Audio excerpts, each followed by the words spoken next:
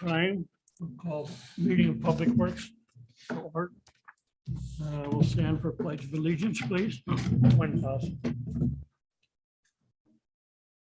I pledge allegiance to the flag of the United States of America and to the republic for which it stands, one nation under God, indivisible, liberty and justice for all.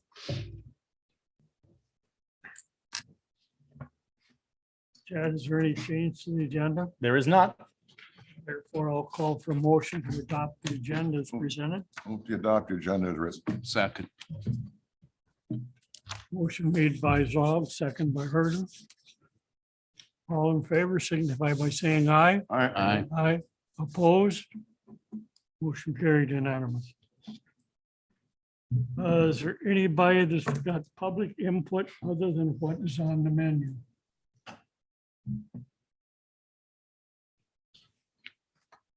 Is there any public input besides the public hearing?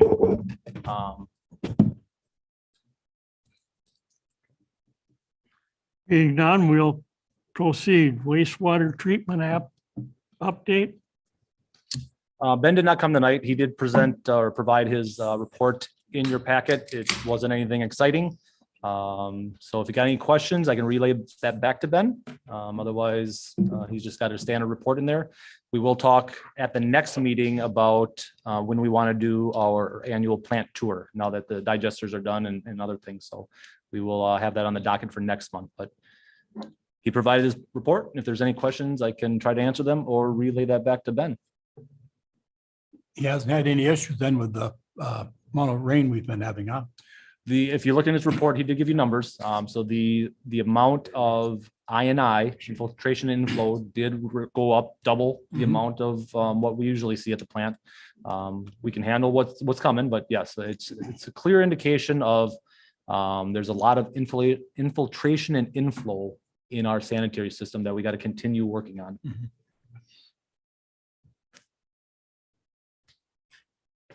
Okay, if there's no questions, we'll move on.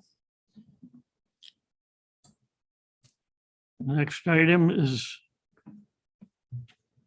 review of municipal code 9.49, all terrain utility terrain vehicles.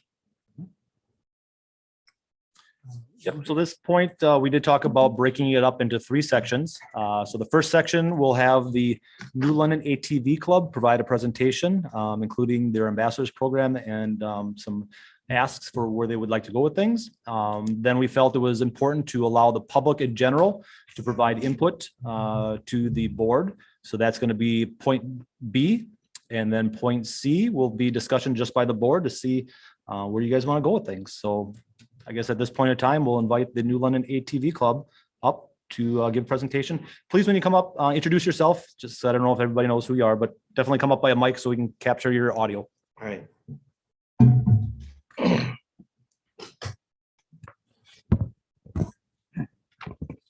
Hello, everyone. My name is Adam Daubert. I am here as a representative of the New London ATV Club and co-presentation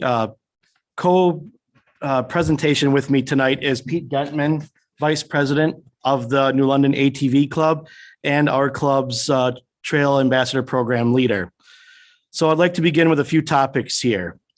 Who and what is the New London ATV Club? The New London ATV Club is a nonprofit group of recreational motorsports enthusiasts dedicated to the safe expansion of ATV and UTV routes in our local area and assisting the public with education and safety. Also, we are a free resource for our city leadership to partner in promoting safe and responsible riding. A free resource right now that is not being utilized. We do not require payment or donations for services we provide, but donations are always welcomed as our new members. Rides and safety. Our club's tight-knit group of leadership and members work to provide a safe and fun experience for all involved. The unique thing about recreational motorsports is that riding an ATV, UTV offers an opportunity for anyone to participate. Men, women, young and old alike can all enjoy this thriving hobby.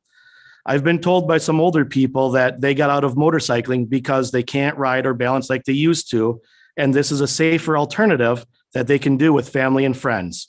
And it isn't hindered by seasonal weather. It can be enjoyed year-round with family, friends, and other area clubs. And as always, before any group ride, we always have a pre-ride meeting to discuss our route and safety awareness measures for all involved. Speaking of safety, I will now turn it over to my good friend Pete to explain all about the Trail Ambassadors program and how it is a useful resource here locally and not just on the trails. Also, he will talk about the effects of tourism and the nice honor the New London Club has been chosen to host, promoting road routes and tourism from WATVA, the state figurehead of all ATV UTV clubs.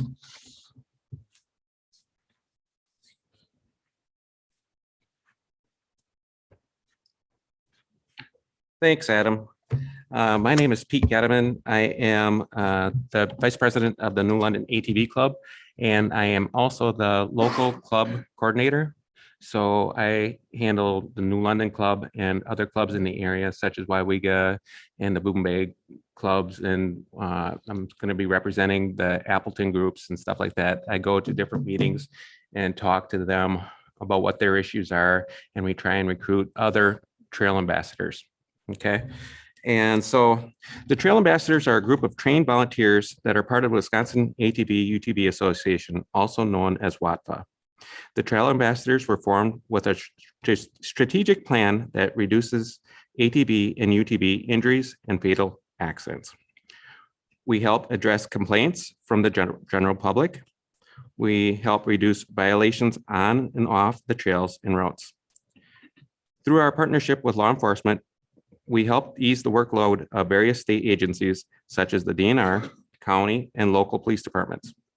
The Trail Ambassadors help protect the safety of the riders and the general public through education. Currently, the New London ATV Club has 9 trained ambassadors. Some of them are in the crowd tonight. You'll see the ones up back here. They're with the yellow vests. I am going to further outline what the tools the Trail Ambassadors use and what duties they perform. The Trail Ambassadors promote safe and responsible operation of ATV and UTV machines. One of these tools we use is the use of a welcome center. We set one of these welcome centers up in New London down by the familiar grounds in April of 2021 when the routes first opened. These welcome centers give the opportunity for users to stop by and talk to ambassadors about any issues in the sport. We have access to the latest laws, regulations, and we have the latest routes and map information. We also can perform vehicle safety checks and provide assistance to new and experienced alike. One of the major parts of the Trail Ambassador program are the trail and route patrols. Ambassadors provide a highly visible presence on routes and trails. We can easily be seen by the bright yellow vest that we wear. We provide a positive role model to other riders and the community alike. During our patrols, our goal is to educate the general public as well as other riders. Trail Ambassadors don't have any law enforcement powers. Our goal is to simply educate and lead by example. We talk to riders about any law violations we see.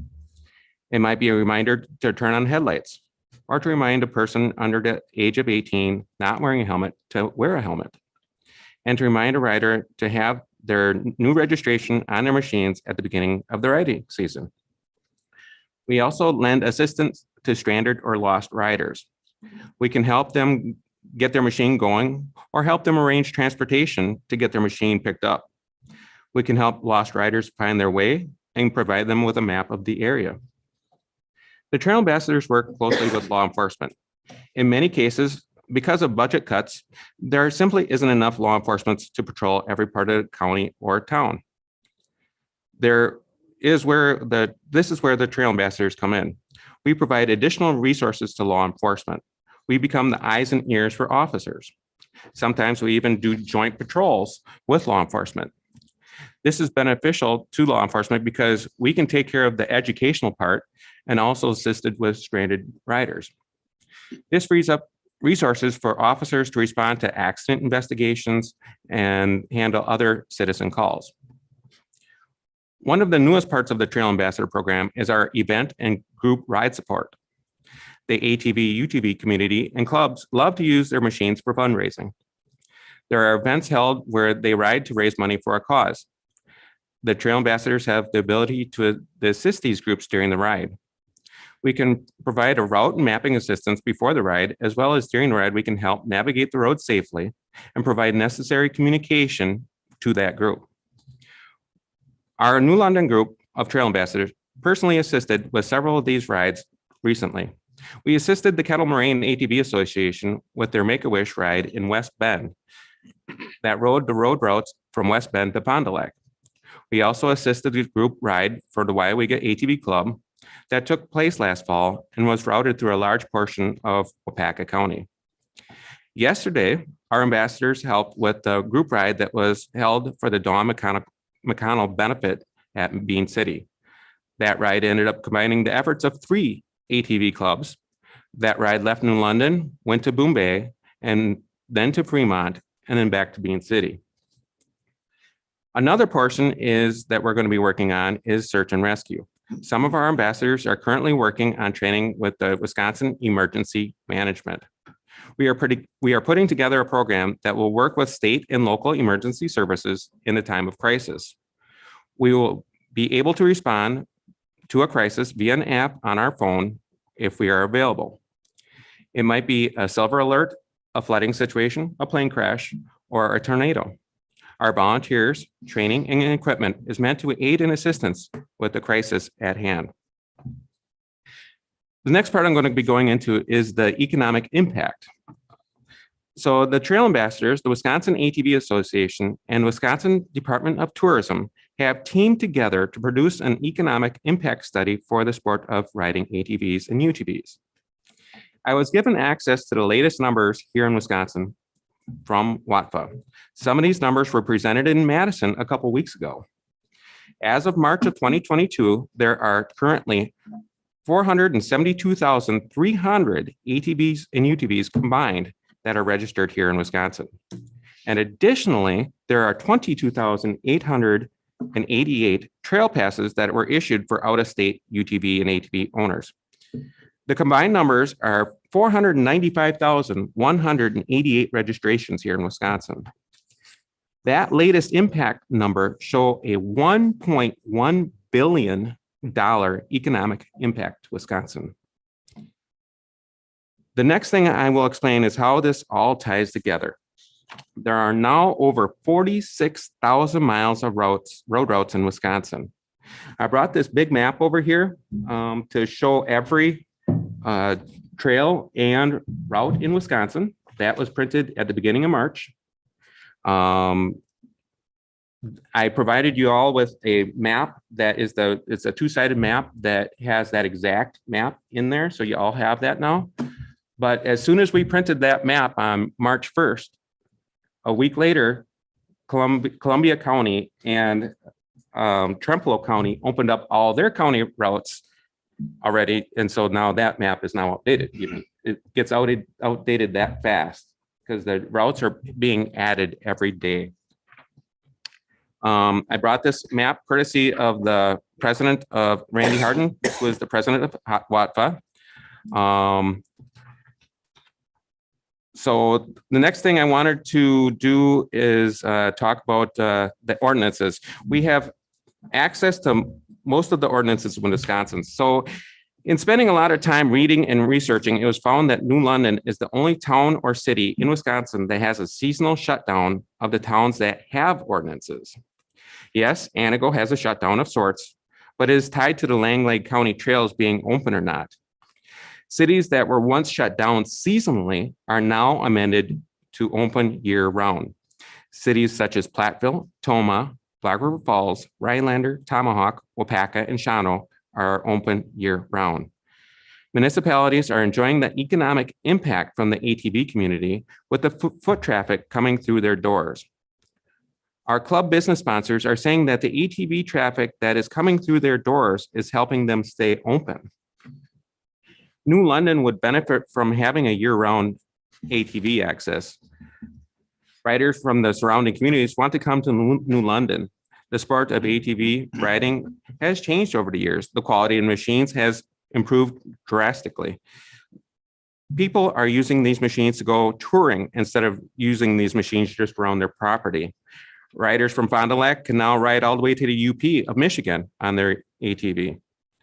Fond du Lac County was working on some changes that would open up even more road routes that would then hopefully open routes all the way from West Bend all the way up to the UP. The next area I'm going to be talking about is the local overview. The overview of New London is for, I'm going to be talking about the local area for law enforcement. Our trail ambassadors have been patrolling in New London. We have been having difficulty even finding riders to have contact with. The riders we do come in contact with are doing the correct things for the most part. Our biggest thing we see is not having their headlights on, which is a state law. And in that case, we just simply remind them of the state law, turn on your headlights. And what we do as a trail ambassador is all about education. Currently, as of March 2022, Waupaca County has 6,974 combined ATV and UTV registrations. I contacted Officer Dan Lewinsky of the Waupaca County Sheriff's Department. Dan is the recreational officer for Waupaca County. Dan had just filed his annual report for Waupaca County. Dan reported to me that for the year of 2022, that the Waupaca County Sheriff's Department issued 0 citations and 2 warnings for speed. Now, as far as the statewide patrols, what we are seeing is that when a municipality that has a different law than its neighboring municipality, it creates the unintended violations. If one municipality has a speed limit of 55 miles per hour, and then the next one has a 35 mile per hour speed limit, there aren't such signs indicating the difference. As a rider might be going 45 miles an hour when they think they are going under the speed limit, when in reality, they might be in that 35 mile an hour municipality. New London currently has a seasonal shutdown. Of all the open municipalities around New London, including all of Waupaca and Shawano counties, are open year round. It can be confusing to a rider coming from Fond du Lac that wants to go to Shawano or further north, and that New London is shut down during the winter months. They could ride into New London not knowing the current seasonal rules. I would like to suggest that we make it easier for riders, for the enforcement, and for both the riders and for the enforcement, that we eliminate this seasonal shutdown. I have been working with some of the local municipalities and their ordinances. I started to do research with the Outagamie County to see what we can do to get some of the Outagamie County roads open for ATV routes. Some of you may or may not know that Shyackton is now open year round, and Hortonville is very close to approving their routes. I was looking to see what can be done to open County Trunk S and M in Outagamie County to connect all of our communities. I contacted Dean Steingraber, who is the Outagamie County Commissioner. Dean shared some information with me. Right now, the average daily traffic count is a bit high for County Trunk S and M to be approved as county routes. As a side note, because some people were asking, right now, Outagamie County uses 1,500 as their average daily count for their numbers to approve or deny the ATV route. County Trunk S is currently in that 3,000 range. There's parts of it that are up near 3,300. So right now, and until the bypass is done, I don't think we're going to be able to help Outagamie County get County Trunk S open to New London. So, however, there was another topic that came up during the conversation. That topic has to do with County T in New London from Highway 15 to County D, which is Division Street. This is also known as Mill Street and Beacon Street in New London. These streets are currently closed to ATV traffic. Per conversation with Dean Steingraber, Outagamie County has the permitting authority for County T and Outagamie County and follows Wisconsin State Statutes 2333 when it comes to 35 mile an hour streets. County T would not need a permit per Dean. The Outagamie County Highway Department would approve County T being an ATV and UTV route per state statutes. Chad or a representative from the city would just apply for sign placement and maintenance. Their crew would install the signs. When I say their crew, they said Outagamie County would want to install the signs. I have an email chain that I provided with everybody here that shows this conversation. Again, the New London ATV Club would be willing to pay for any additional sign that would be needed if we open this up. I would like to propose that we open County TSA ATV route where the speeds are 35 miles per hour or less in Outagamie County. So that is the end of my presentation. I would welcome any questions to me or Adam, if there is any. Yeah, just the ending. Thank you, Pete. Yep.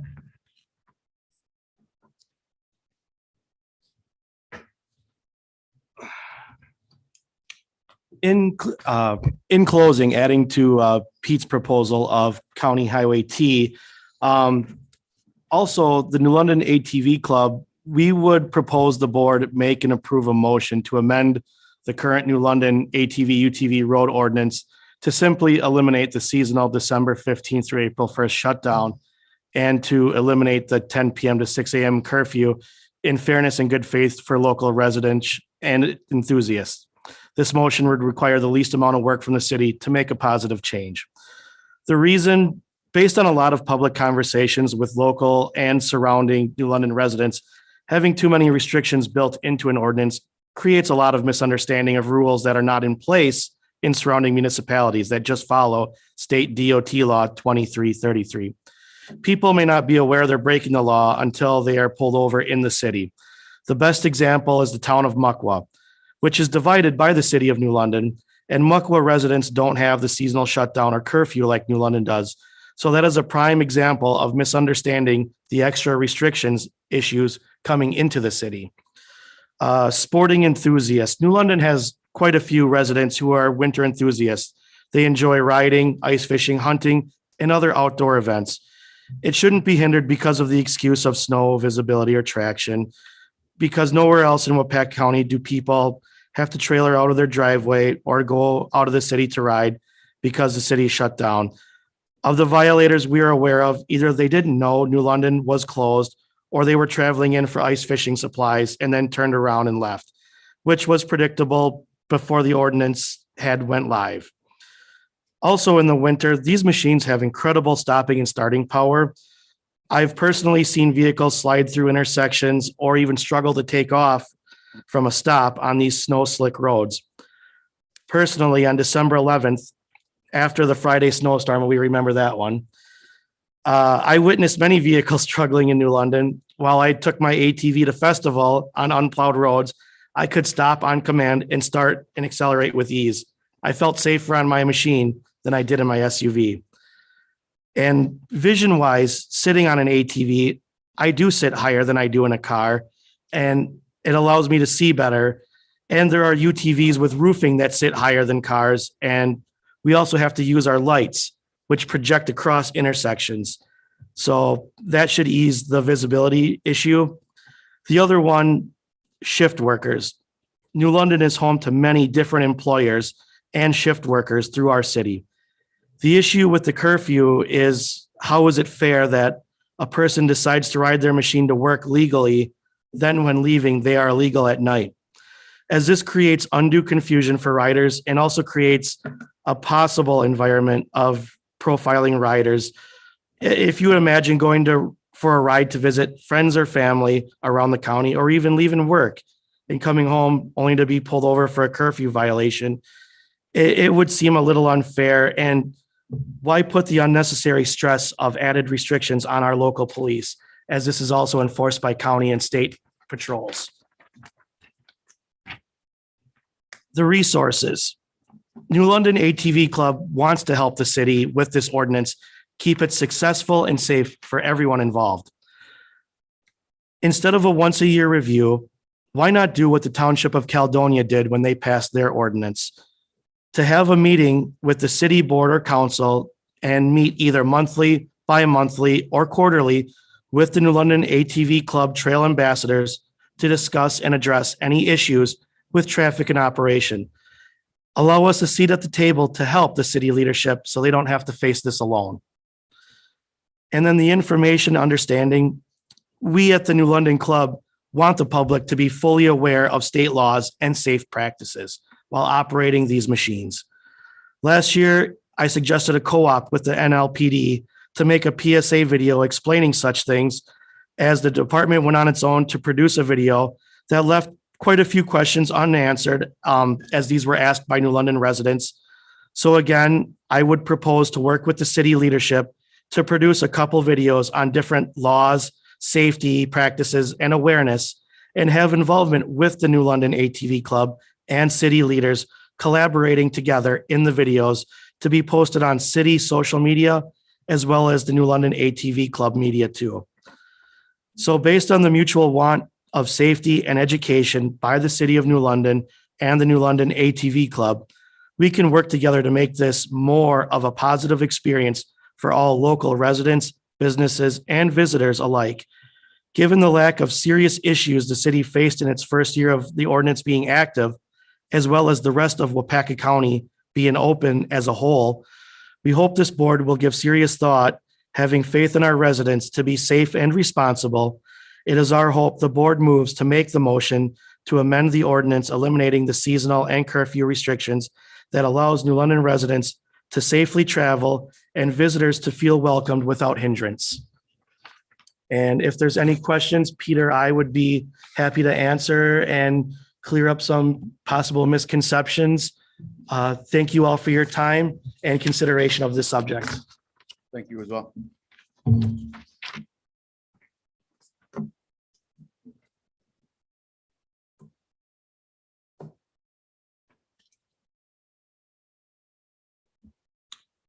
Up to you, Ms. Barrington.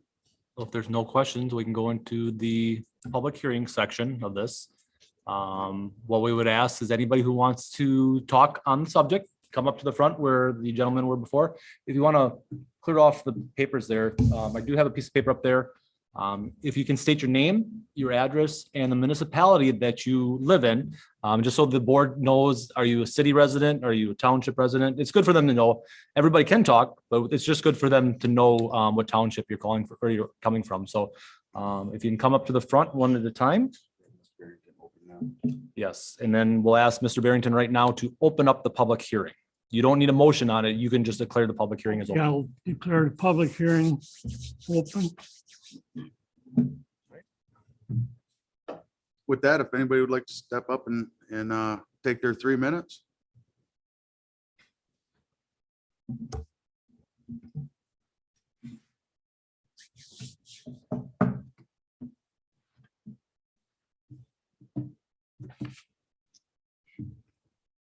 Hi, my name is Betsy Terensky. I live at 610 West Pine Street in New London.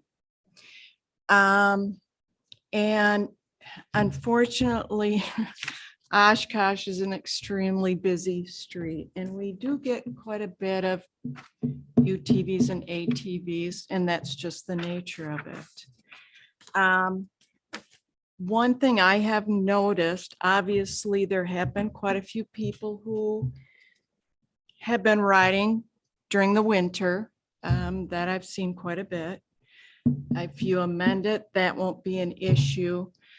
However, Hatton Park seems to be a huge issue for the city.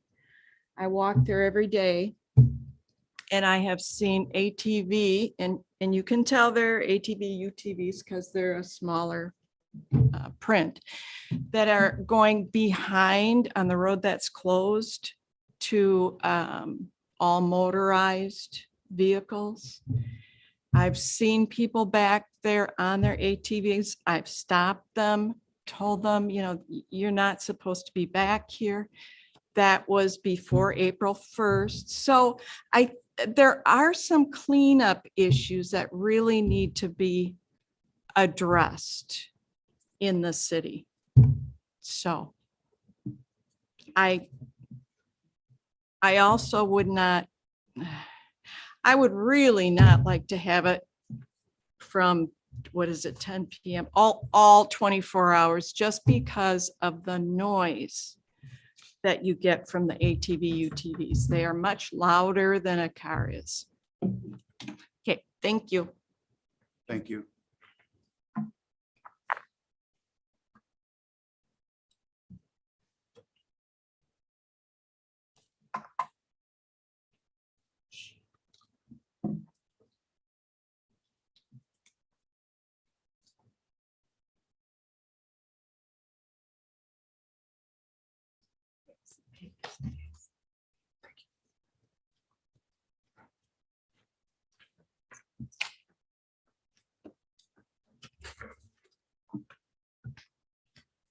Hi, my name is Diane Montgomery. I've lived in New London for quite a few years now. I also live on Pine Street, West Pine Street. And in my neighborhood, we see a lot of children. We see them walking, riding bikes. We see people walking. In some areas of town, there are sidewalks. In other areas, there are not. And when there are not sidewalks, people still walk their dogs, kids ride their bikes in the street. My next door neighbor has small children and they ride a battery powered Jeep in the street. And, you know, I'm concerned for the safety of the pedestrian people in our city. And I would like to see the city decrease the speed limit to 15 miles per hour for ATVs. The photographs that you see show the town of Dale has a speed limit of 25 miles per hour. The other photo is from out by, we were on our way home from the cheese factory in Zittau, and that's just a town road. And in addition to making it 35 miles an hour, they also insist that the riders ride single file. That's what it says on the sign. As far as having a over broad speed limit for every road, my feelings are when you're a driver in a car, you're responsible for whatever the speed limit is. No matter where you are, if it's a 55, a 45, a 25, that's your responsibility. And I think it should be the same way for the ATV riders. And when this first was brought up last year, we were told that the UTV riders are very respectful of the rules. But on March 3rd, I was walking with my dog in Hatton Park, and we were in the back area, and that area is designated for pedestrians only, and an ATV came through, and the driver, we tried to, you know, talk to him and say, you know, you're not welcome in this is not a permitted area in the park. And besides, they're not allowed until after April 1st. And his attitude was, he's not doing anything, doing any harm. So what's the difference? So on my second page, I would also like to propose that that they post a no ATV UTV sign at all the park entrances so that the riders are aware of that it's not open to them in the city. Thank you very much.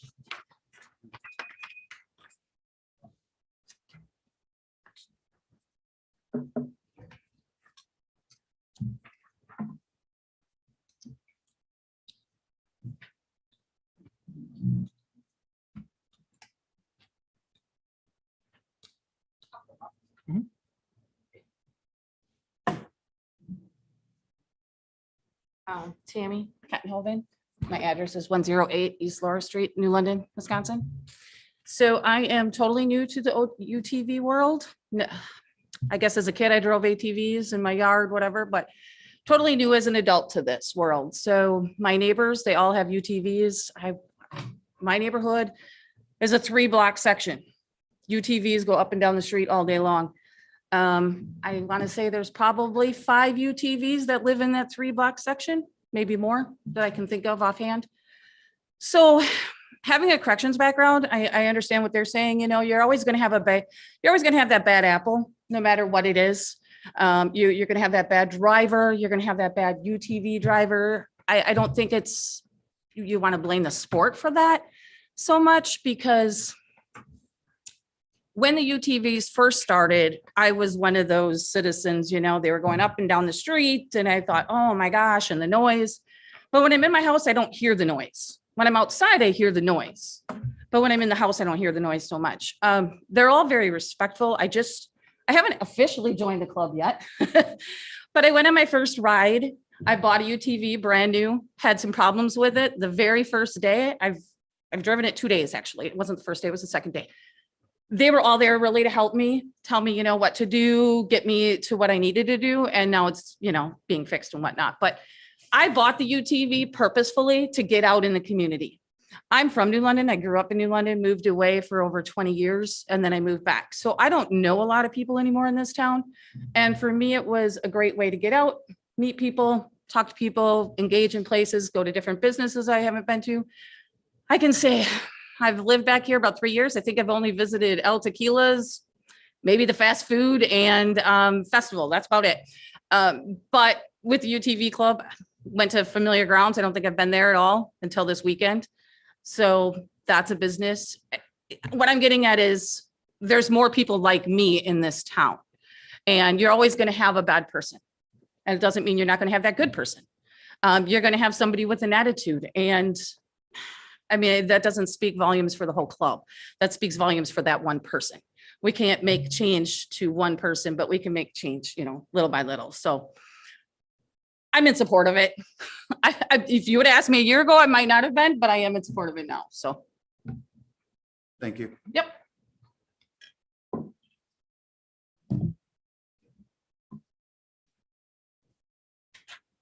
Good evening. My name is Carl Kahneman. I'm a trail ambassador for the state of Wisconsin here. I live on the Wolf River down here. I've lived here, well, my entire life in London. Before April 1st, in fact, it was like about 3 days before, we had some nice weather here in London. I was sitting out there working on the raft and stuff like that, and I noticed some ATVs and UTVs coming in on County Highway X. Being a trail ambassador, I carry different maps and stuff like that and the rules and stuff there for the city of New London in my vehicle, my UTV and my truck.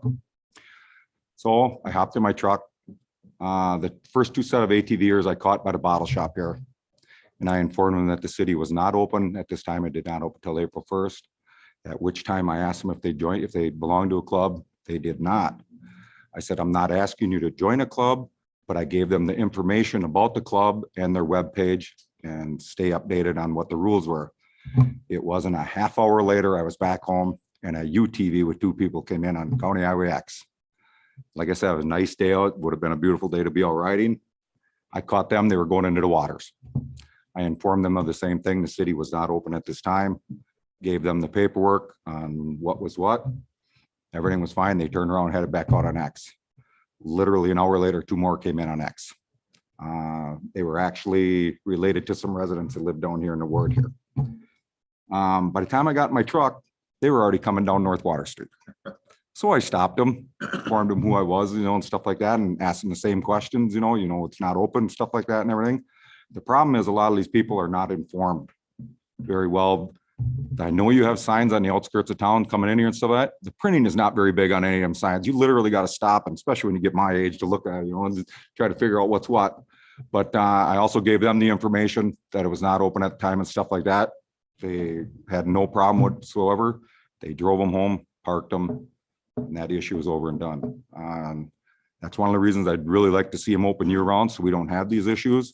I mean, being a trail ambassador, I will continue to do my part to inform people that I see that are doing wrong, you know, make sure they run with their lights on, seat belts. UTVs are required to have seat belts, all that stuff. But I think like a lot of these issues could be solved if it was just open year round. Thank you.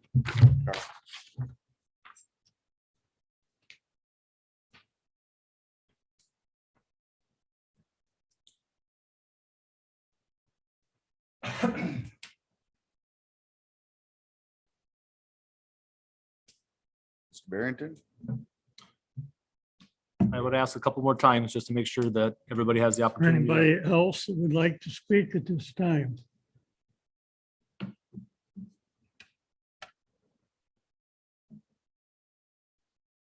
Is there anybody else who'd like to speak before us at this time? Jake, do you have anything to say or? That's up to you. If you want me to give you a lowdown of kind of what we've seen, I can do that. Absolutely. I'll do that now or? Do you want to close the public hearing and then have your internal discussion then? Mhm. So, Mike, you can just close it on your own. You do not need a motion or a second to do that when you're ready. Okay, then we'll close the public discussion portion of this. And now it's for the board to have a discussion and wherever you want to go with the municipal code. I'm up. Okay. So overall, I'd say that our ordinance has been fairly successful over the last year. Of course, it was open for approximately 8 months last year. You know, we had some things that we kind of predict ahead of time, some things we we're kind of surprised about, you know. What we end up doing is we wrote very few tickets this first year whatsoever. There were a couple here and there, but those are mainly people that kind of talked themselves into it, as we normally do. And like it was brought up before, law enforcement typically deal with 5% about 95% of the time, meaning 5% of the public are going to be our people that we deal with the ATVs, not probably a lot of the people that are in your group here. What we have seen over the last year is, as far as complaints and stuff, we had one accident, UTV versus automobile. There was no injuries. We had damage to 2 parks. We had incidences with a few people riding wheelies.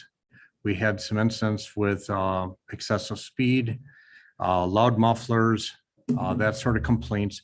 But overall, not a whole lot, because what kind of took me by shock a little bit is we didn't see hardly any traffic out there. In comparison, on a typical day I drive around, for example, I will see maybe 1 or 2 UTVs or ATVs out on the road. On the weekends, there's a few more and stuff like that. But in comparison to Shawano Street here having 10,000 cars per day, there's not a lot. So, you know, we hear complaints from the citizens once in a while, but I also understand that it's a good tourism tool. It's good for economic development. You know, we hear complaints about the noise, of which we heard tonight, you know, as far as being operated night, all night versus having an ending time and a starting time. Some of the different ordinances throughout the state, some will be midnight. I saw Wisconsin Dells, I think was 9 p.m. Anyone can correct me if I'm wrong with these numbers too. I think Reedsburg was just like us, closes at 10 p.m., opens at 6. I think Wapaka is open until midnight. I think there's just different things throughout the whole state as right now. I did have an opportunity to talk to both the chiefs of Clintonville and Wapaka, ask them if they had any incidents over the winter. They had no real major incidents or anything like that involving ATVs and UTVs. This was a season, of course, so we didn't have a lot of snow or ice, taking that into consideration. So I would guess on average, we probably took a ballpark of about 15 calls for service that we actually did something with. And then I would guess there's probably another 15 to 20, maybe, where we pulled up alongside of someone and said, hey, turn on your lights. Hey, you know, you got to put a helmet on. Hey, you got to slow it down, things like that. So I wouldn't say it was unsuccessful at all. I think there's a lot of things out there to weigh in, you know. Do you want it to be year round? Don't you want it to be around? Do you want it to be 24 hours? Don't you want it to be 24 hours? Bottom line is that you're not going to make everyone happy. What you're seeing in here is probably about 10% of the population representing the people that own the ATVs and UTVs. And there's another portion of the population that probably is going to come, like quite often we have public meetings and no one shows up for them anyways, but it doesn't mean that they dislike it or they like it. So it's kind of in your guys' court as to what you end up doing as far as this. If you have any questions about it, I'd be more than happy to answer what we have seen here in New London. You know, I guess, you know, when you start talking about being out late, we did have one incident where a guy came in here, was drinking at the bar.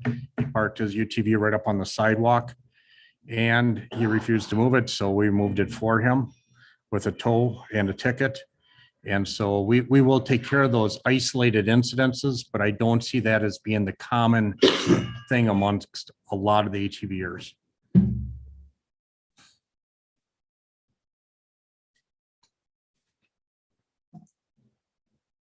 Chief, was there, you talked to the other cities nearby, Wapak, and what was the other one? Wapak and Clintonville I did because both, I think Wapak opened theirs maybe slightly before us and Clintonville opened theirs this last year too. Were there many arrests in either of those two cities or us for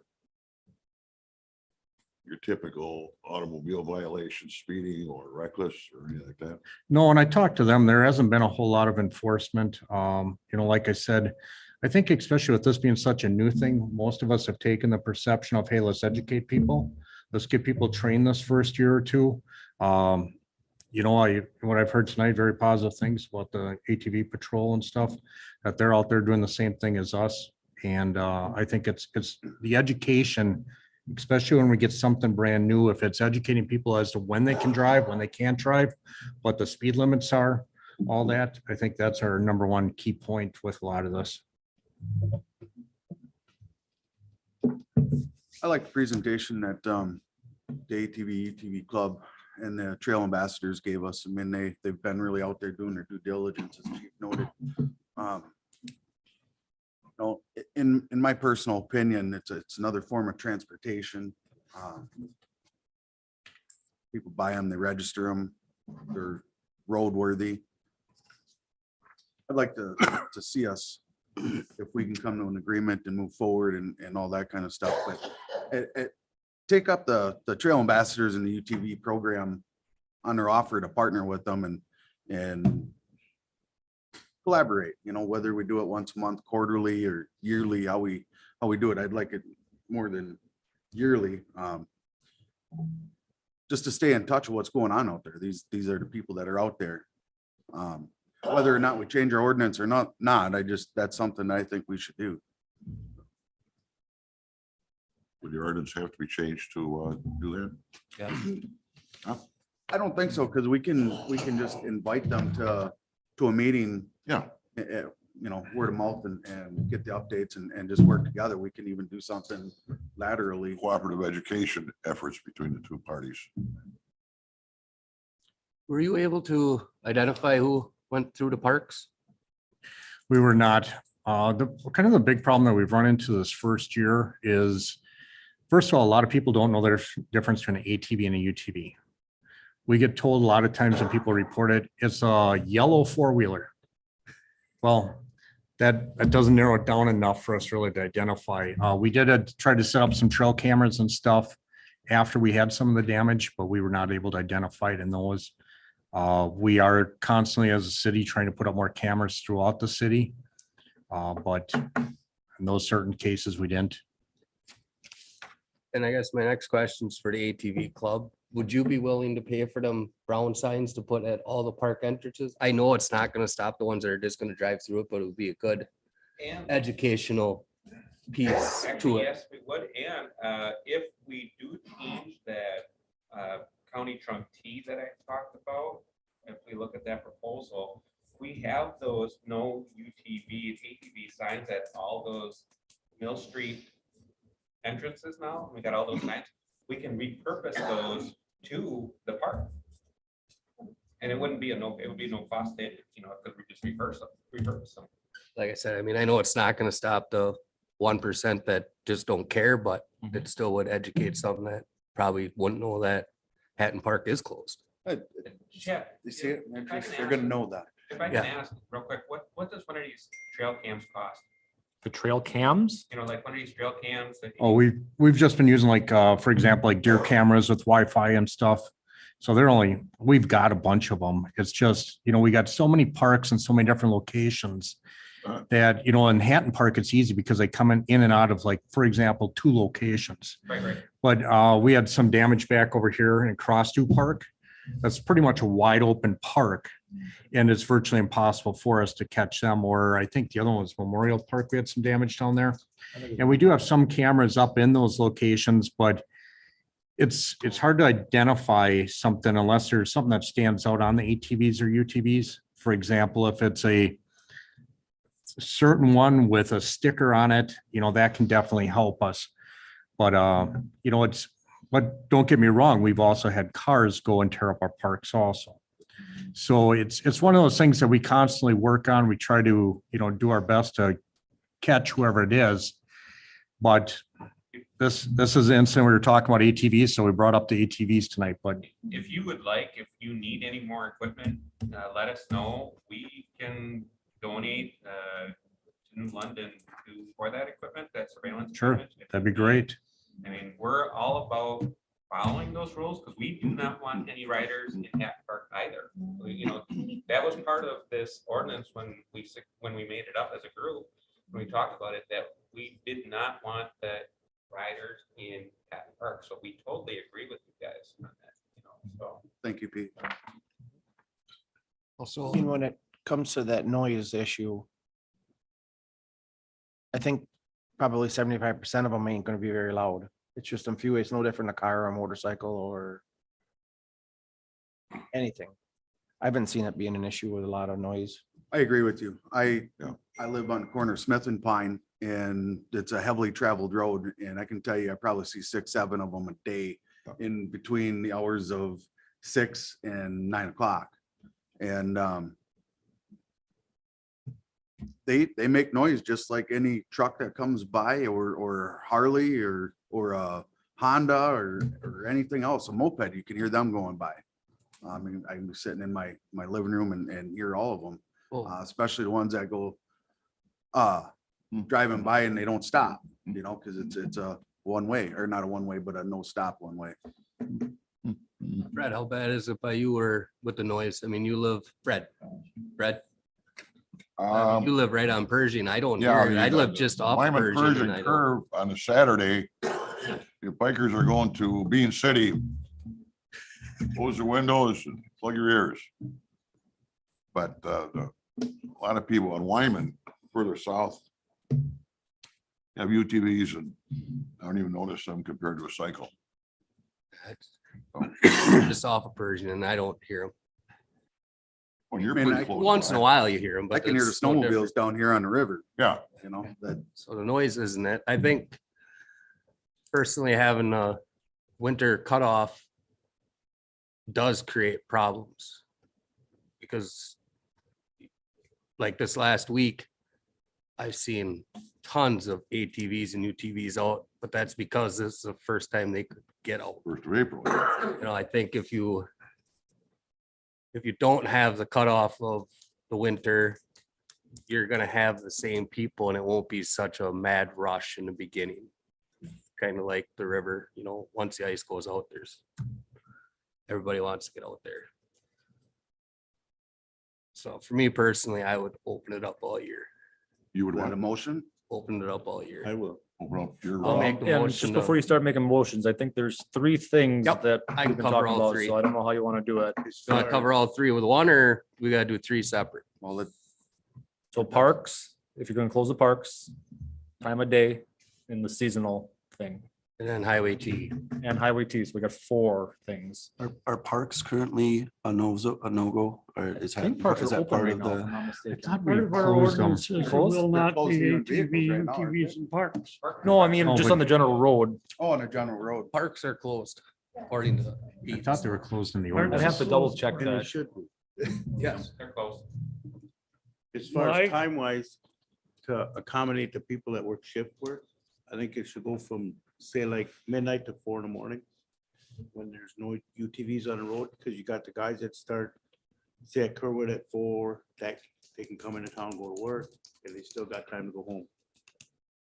But if The they, shift works. if they work 12s, they're working 4 to, or 3 to 3. So then they can't come home. Yeah, What would be the I- point of shutting her down for midnight There's to no 4 o'clock? advantage to shutting it down. That's my question.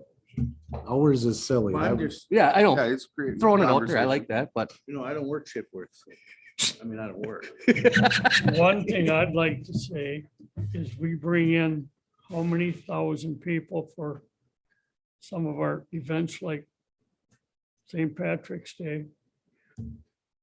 This year we barricaded roads with dump trucks. Am I right, chief? Correct. How much problem are we going to create allowing ATV, UTVs in here? They won't go around a barricade. It's just like, what is the difference if I grab my car and drive down there? I still can't go around a barricade. And if it was super nice, so you'd had motorcycles out there. It's still the same transportation. Now you just, instead of being in a car or on a bike, you're on a UTV. To me, it doesn't. Yeah, I think it, it kind of varies, and there's, I think, a difference a lot of times between a UTV and an ATV when we start dealing with this. St. Patrick's Day, for example, is a day that is very busy for us. I mean, it's a day that we actually rechannel traffic and stuff down here on Shawano Street and everything.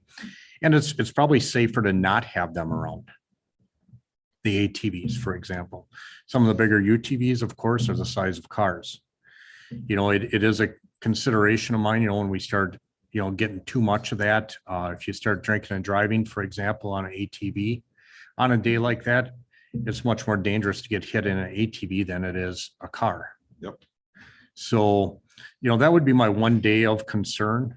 I know I've talked to some people and it's been brought up, in our ordinance, it allows us to shut down, the trails or some, the chief of police can, if he needs to, for a certain reason.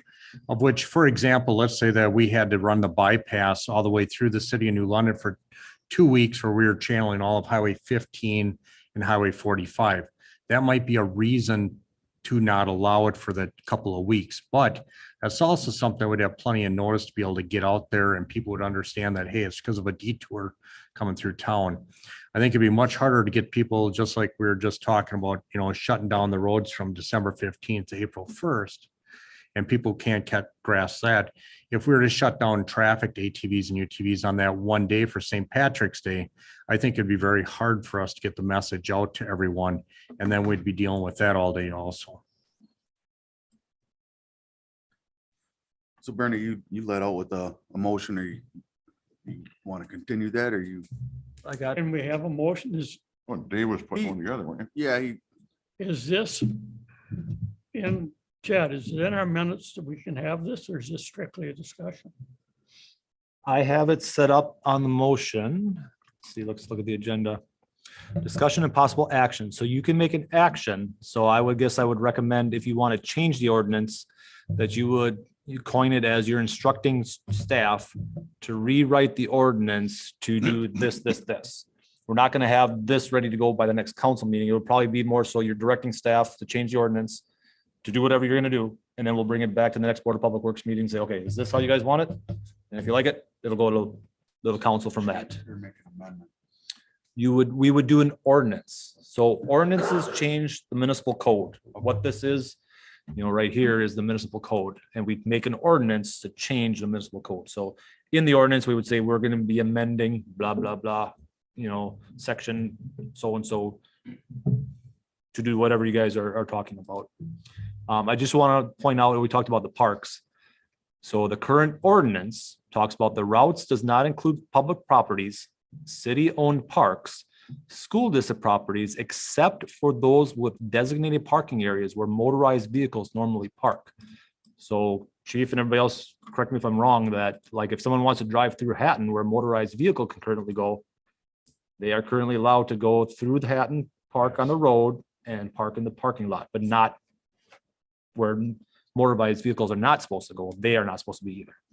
Correct. And that's also because of a memorial park down there with like the softball diamonds and stuff like that. That's the way that was originally to be written up. But if you really want to eliminate them from our parks, I think that would have to be eliminated from there, because otherwise, it's actually Bobby Lane that goes through Hatton Park. I believe it's Bobby, right? Bobby Lane that goes through there. And then if you don't want them in the parks, then you would have to say, we'd get rid of the park where it's where vehicles normally park. So we'd just say they're not allowed in our parks. I think they should be allowed wherever cars are. If the cars are allowed in Bobby Lane, then they should be. I disagree. Well, makes sense. All our parks have ample road parking. That if they want to bring their UTV to a baseball game or something, they can park on the road and walk. With the amount of kids in parks, I think it's just easier to close the whole park than say for instance, Memorial, you can go in the parking lot and that's it. Because them kids, you know, the parking, the playground is way up here. You got the skate park up on the top. Them kids are constantly walking through that parking lot. Kids are playing in the middle of the parking lot. I would feel safer if you just shut the parks off altogether. I guess I just don't see the difference between a car and an ATV. Why not let ATVs in the park with a car? I mean, the car can hit a kid just as Or easily. a motorcycle or whatever, it don't matter. It's a motorized vehicle where tit for tat, just, it doesn't make any sense. And that I do agree with. We have the backside of Hatton Park closed off for motor vehicles. And that's where we're seeing the complaints is that they're back there. It's not that they're in the park on the driving side of it. On the pavement side.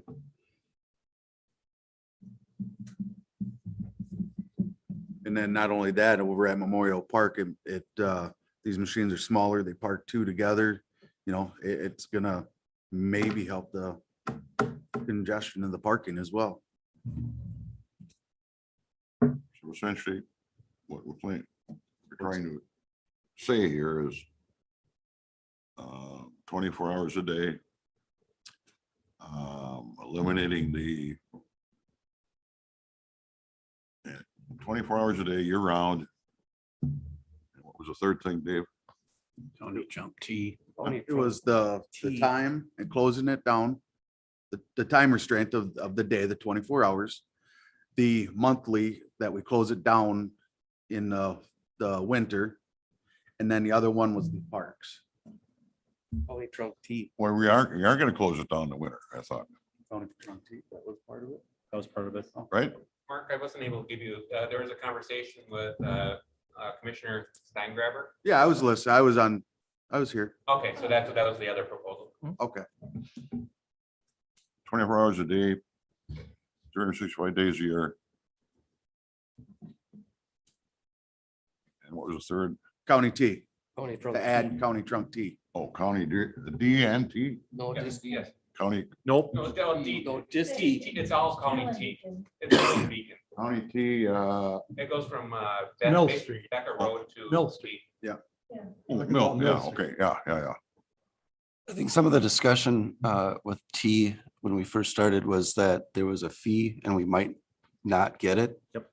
Would the ATV club be interested in paying that fee to? There is no the fee no more. application? There is. Well, There was nothing there. Said $250. There was a whole process to go through with the county roads at the time when this first came out. But since then, it sounds like Dean has the authority Yeah, just to approve anything that's under 35 miles an hour. So I think they have more, that is it's correct. come out more that they have, the process that they go through is anything over 35 miles an hour. So from Beacon and Industrial Loop Road, all the way into the city on Mill Street is 35. So it sounds like we can just open it up. However, if we want signage, which we do want signage, there would be a permit that we would have to get for the signage throughout Allegheny County because it's their right of way. The question is, are they going to charge us a permit fee, which they usually do, for the signage? So, and then the club did say they are interested in financing that if there is a fee, if we go that route. But for sure, we're going to want to put some signage up so people know. So Mr. Zog, was that your motion or is that Yes. your discussion? What the chances, don't make it as a motion, you made it a suggestion to have, go. Well, you're gonna make a motion to direct. It'll be a direct motion, I staff. make that as a motion, correct? I'll second. Yeah, then Mrs. What's Murphy. the motion? So can we have the motion read back? Well, What's the motion he's making? correct. I don't know. Can't make three of them. Open 24 hours a day, 365 days a year. And then, Shouldn't it be made in three motions? You can't make that all in one motion. You Why can't not? make Why not?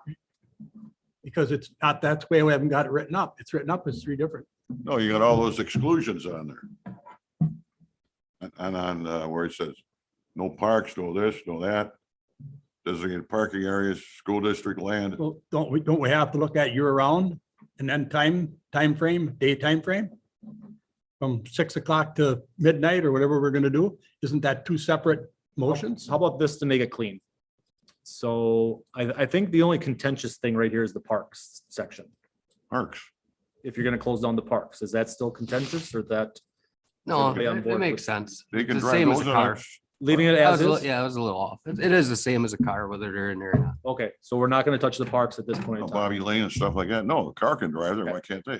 I didn't know if we are gonna close down Memorial Park. There was some talk. We just need better signs, I guess, where it's no motorized in Hatton. If that's the problem issue where they're driving where cars aren't allowed, maybe And maybe we can. they ask can the club if repurpose it's more some signs and Yep. Sounds like there's some councilmen that agree with part of it, but not all of it. So I think that's maybe why they want to do it in 3 different sections. I think if you do one at a time, you won't get into a problem that if one person disagrees with one, That's that's what why I'm you saying. do It's a should be- 24 hours. Right. You do 365 and you do highway T. That way, if one fails, the other two pass. I think For we should do example. 3. Gotta be that way. Do we ever see Barrington's floor? Do we ever see that back We have- road hat opening back up? We do have a motion and a second on the floor, I do believe. But we weren't clear what that motion was. In the back of the park. So the parks, we're looking at allowing ATVs and UTVs in the parks, except on the part that's closed of half. That's already written. That's okay. That's as written already. So we don't need to touch that one. That won't get back. No. Okay. So I was already- Fred, I guess our Almost find suggestion out at this about point it. would be was to make motion one at a time so Okay. that All right. everybody's all on right. the same page. So make one motion. First motion is to open it up 365 days a year. Second. Barrington's up. Who made the motion and second? Well, I made the motion, Dave seconded it. Dave seconded. I'll run the meeting, Fred. Just like he asked. Motion made by Zog. Second by Mr. Dorsey. All in favor signify by saying aye. Aye. Opposed? No. Next motion, Fred. Make a motion that ATVs, UTVs be allowed 365 days a year. Second. We just did that one, We didn't we? just did One you that. just did. We need 24 hours, Fred. 24-hour one, Fred. 24 hours a day. That's it. Second. Motion by Zog, second by Berger. All in favor signify by saying aye. Aye. Opposed? Nay. No.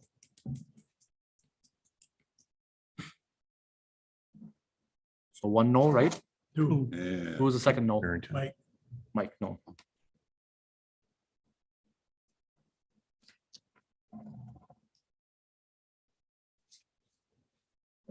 I'll make a motion to open up County Trunk T from 15. Wherever Nope, it's No, you let's can't. go Yeah. Industrial Loop Road Industrial Loop Road. to Highway. Yeah, D. there's no way to get there from 15 anyway, Yeah. that And section. that's over 35, so. Okay, it's from Industrial Loop Road into town. Second. Motion made by Dorsey, second by Zog. Open up city county trunk T. All in favor signify by saying aye. Aye. Opposed?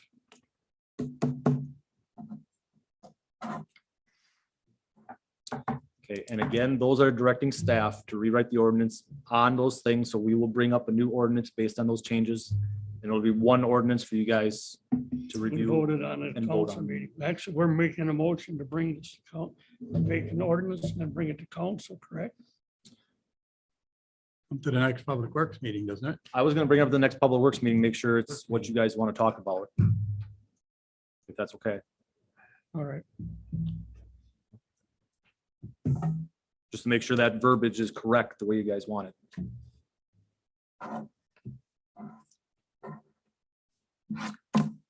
All right, the next thing I see is number 5. Recommend to council an agreement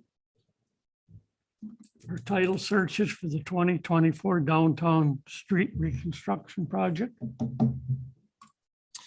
In your packet, there are 2 proposals for title searches for the downtown reconstruction project. Both of the next two topics are required things. You know, we've got this $2.9 million STP urban grant. These are things, the hoops we got to jump through to get that money. And I was having a conversation with an individual in the public. The reason why we need to do these is for the fact that because it's federal money that's coming through the DOT, these projects turn into DOT projects. So we are doing the design, we're doing all that, you know, having those meetings, trying to come up with different type of things. But our engineers are going to create a design that the state will approve. And then once the design is done, the state actually takes over and does the bidding and does the construction. That's how this STP project, urban project works. And the reason we got to jump through these hoops is to make sure that when the DOT comes in, they want to make sure all the ducks are in a row, I's are dotted, T's are crossed. Not that they come in and for example, the first thing here with the title searches, they don't want, for example, a easement that's out there that they come in, they do this construction and all of a sudden there was this easement that creates a problem and they get sued. So these are the reasons why we're going through these processes because it's required to do this. So this first one, we got 2 quotes to do title searches. And I'm gonna look at my memo here.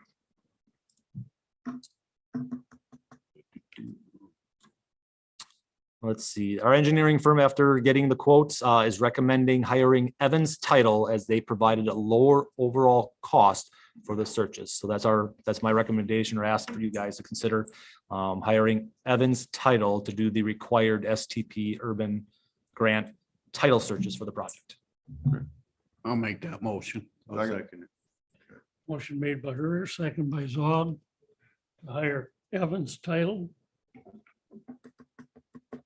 Any further discussion? All in favor, signify by saying aye. Aye.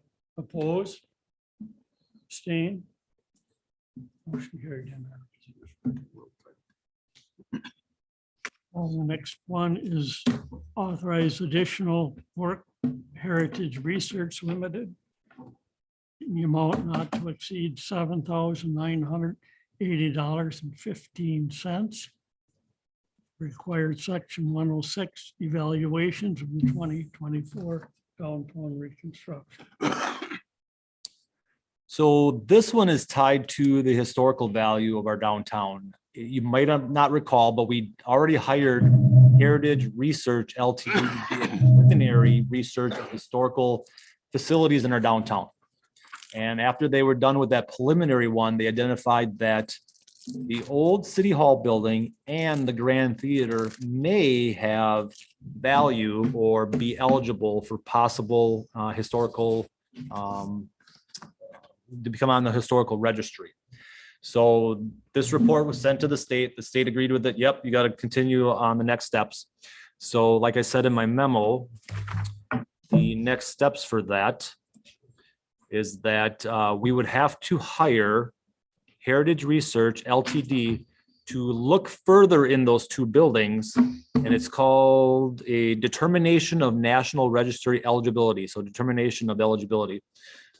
They have to look at the inside. They got to go through it with a finer tooth comb to see if they're potentially eligible for the National Historical Registry.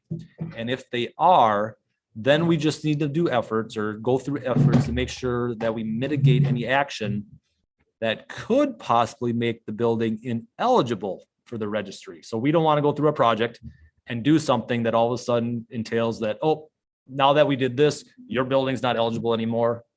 The DOT and the federal government do not want to get in that situation where a lawsuit could happen with that. So this would jump through that hoop. We would have to hire this firm, Heritage Research LTD, in the amount of $7,900, no, not to exceed $7,980.15 to complete that required study. So I'm asking for someone to make a motion to hire Heritage Research for that. I'll make that motion. Motion by Herder, second by Dorsey. Any further discussion? All in favor, signify by saying aye. Aye. Opposed? Motion carried unanimous. The next thing I see is the director's report. I believe we had an anniversary. Yep, Tim O'Brien, our city mechanic, completed his second year of service with the city, so we congratulate him on March 30th. Bid documents for the utility work were sent out for our Fifth Ward streets that we're planning on doing this summer. The bids for those are currently due April 7th. We are bidding out the asphalt work separately and shortly. And the reason why we separated out the asphalt from the utility work, as you recall, we have that community development block grant, or CDGB grant. Those have hoops, those have requirements that we got to jump through. So we separated off the utility work. So there was less reporting requirements and less hoops to jump through with that work. And we're going to keep just the asphalt work in the realm of community development block grant. So that's the only part of it that we got to deal with, the requirement for the reporting and the Davis-Bacon wages and things like that. So we're separating those out. Utility work is due April 7th. We're going to have the bid specs out shortly for the asphalt work as well. And we continue to wait for our DNR permit for Enterpipe for the ditch rehab project over there. We're just answering questions for a few bits and pieces that the DNR wanted. So we're working, our engineers are working on that as well. One thing I didn't have in my report, and I'm excited to announce that I found out this morning, I received an email from the DOT with a state municipal agreement that we were awarded over a $2 million grant for Oshkosh Street. I just found that out today. So that's pretty big. So, and that's an LRIP grant, local roads improvement grant, which has less requirements than the STP grant, which is nice. So we just got that today. So we've got a $2 million grant. That grant, I think that project's gotta be done by 2027. I think that's our time frame with that. Don't quote me. I'd have to relook at that. But just excited that we got another $2 million grant for that. So that'll get books. That should cover like pretty much the whole project, shouldn't it? I mean, it seems. That whole project, that'll help quite a bit for the above ground work. And that's only the grant is only eligible for the road work, but we have a lot of utilities, the sanitary, the storm sewer in that stretch is bad. If you remember, we've had a lot of collapses on Oshkosh Street. That storm sewer's got to get replaced. Sanitary sewer really needs to look at, that'll be a full reconstruction, I think, like Division Street was. So that's going to be, it's going to be a big project. What year are we doing that in? We got to figure that out yet. So we just got the grant. I just got the grant award. We've been kind of looking at, maybe 2025-ish. But now that we know this, we can start plugging that into our bond schedule. We got to talk to utilities because we got to make sure that we're all communicating, make sure that we're all on the same page. I don't think they have to do as much work because they've replaced quite a bit of the water on Oshkosh, but we need to have those conversations. But this was just the first step in a grant award, which is awesome. No, they might have to take on. Does it say 2027? 2027 is the sunset? So that's what I thought it was. Did I say 37? No, you said 27. 2027. I'm sorry.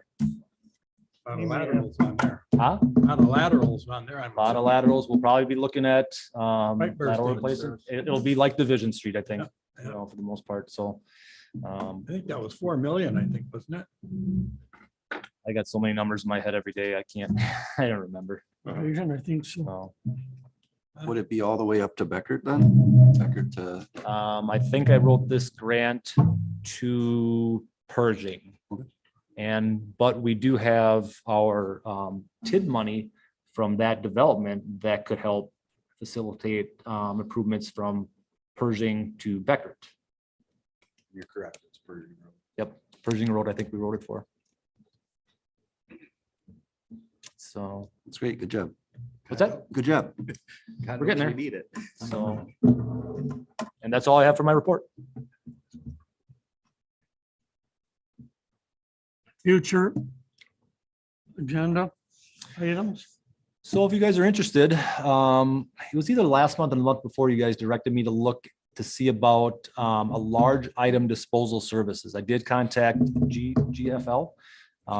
And I did have a conversation and he's actually available to come to the next meeting, this rep, to kind of talk about options. It sounds like some other municipalities, they don't do the large item pickup, but what they'll do is they'll have a dumpster for a large item drop off. I don't know if you guys do that. Yeah, we have people that man our yard sites, obviously, 4 days a week. And we will charge like say if you got a trailer full of stuff. Yep. And say $20 a trailer. I don't know the exact number because I don't deal with that, but And then like people want to bring refrigerators or old stoves, there's a fee for non-freon versus freon. And then it goes in a dumpster, or we have a semi-trailer for the metal, for the appliance metal type stuff. So that gentleman's interested in coming next month to answer questions and see if that's a route we want to take, you know, providing that service. But it would be probably a fee-based type thing, because I mean, it'd be something if you want to drop off instead of having to run to the valley or run to the FTP site. So something we can talk about next month. Have you heard anything about the bridge replacement? When we were at the Wapaka meeting last week, that was brought up that they're getting 3 of their bridges done in Wapaka County. And the one out here by utilities. Has there been any talk about? From the county? Well, for that infrastructure. I have a meeting with McMahon. I don't know, it's in the next week or so. So to talk about the BIL funding. And we'd like to shoot a grant for the BIL funding and that's our bridge. That's the city's Yep, bridge. yep. So to do some rehab work there, we've had the investigations done and it needs some work. So we'd like to go after some BIL funding for that. So Because that infrastructure, the way they were talking in Wapaka County, that their bridges are getting done to that infrastructure money. Yep. Because- 80-20.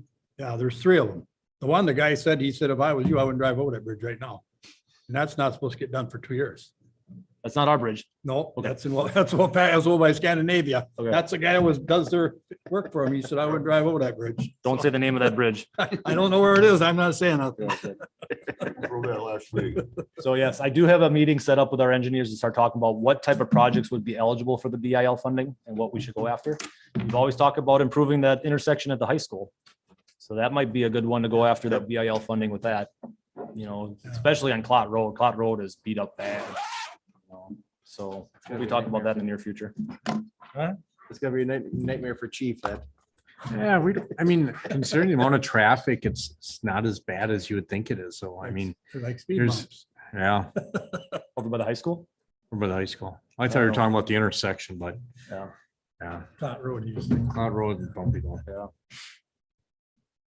So. That's all I have. All right. Nothing else. I'll call for motion. Move to to adjournment. adjourn.